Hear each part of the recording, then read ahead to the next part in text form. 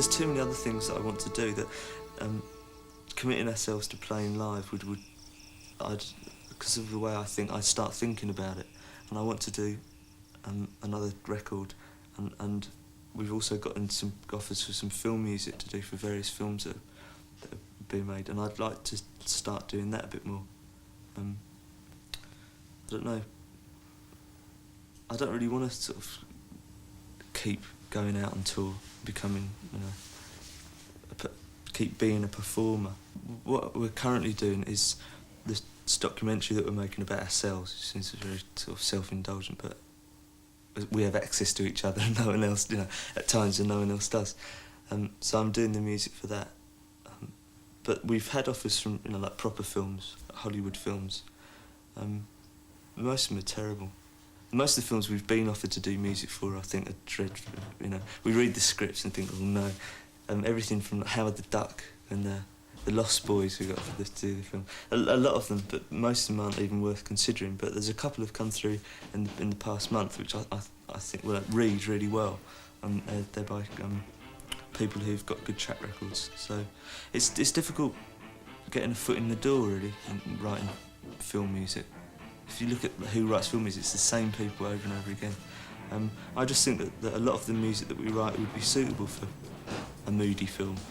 So that's what I want the group to do, really, just because it also takes the onus off us looking a certain way, and actually, it's almost reverting back to that anonymous type of group, which I think, as I get older, I'd feel more comfortable with. I don't really, I feel a bit foolish in sitting here, so it's getting more difficult. I went through a period and I found it really fun, but it's I don't know. I've never felt that comfortable with it being a performer.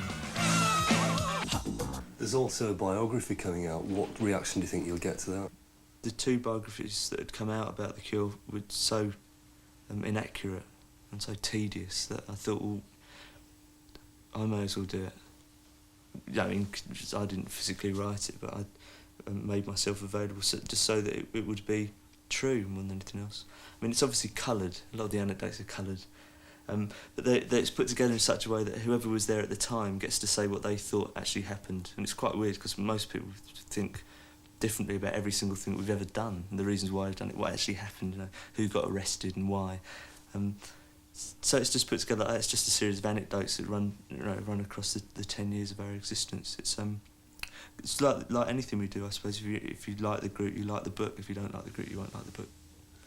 With the film and the biography and talking to you in general, I get the impression that it's like coming to the end of a phase for The Cure.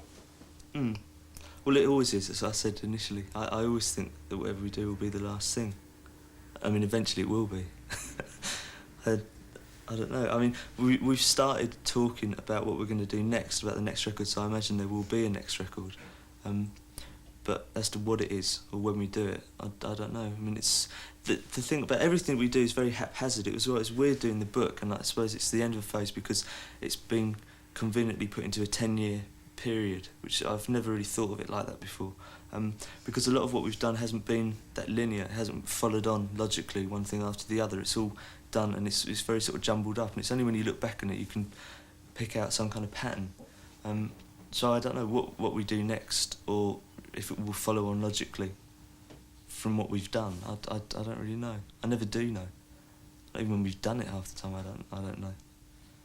And finally, on a lighter note, I think everyone was amazed to see you've had a different haircut. Yeah. What prompted that? I don't know. I cut it from time to time, just because I get fed up with having it long. It's getting too long again now. I actually had it a #1 cut at Christmas. It's completely shaved. It's quite good. I actually got weirder looks than when I have it long though, so I thought it would be the opposite. I thought I was had to walk to places no one would bother looking at me, but it seems like there must be something else weird about me, not just my hair. Yeah, my mum doesn't like it. She's very upset. I'm not having a skinhead in my house. That's what she said. The lipstick's become a trademark as well. Yeah, although, am I wearing it? I don't know, it should have come off by now. It went on a few hours ago. Yeah, that's something I don't know. It's sort of half vanity and half theatricality.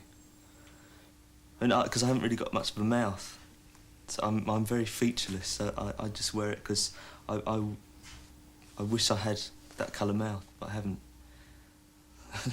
I mean, it's not particularly glamorous or flattering or anything. I don't sort of apply it very well.